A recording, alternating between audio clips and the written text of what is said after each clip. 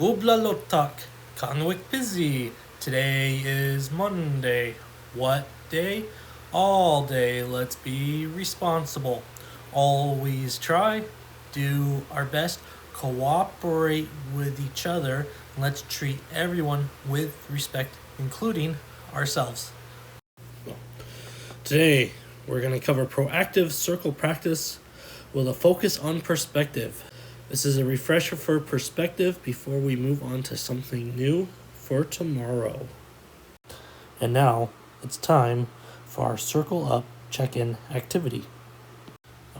For today's Circle Up check-in, we're going to be examining perspectives again as a refresher. Before us, we have Granny Sumptions and Grandpa Stance, and they're both arguing over a cup of water. Grandpa Stance argues that the cup is half empty. Granny Sumptions argues that the cup is half full. According to your perspective, what do you see? Is the cup half full or half empty? In your circle today, talk about your perspective about this cup of water.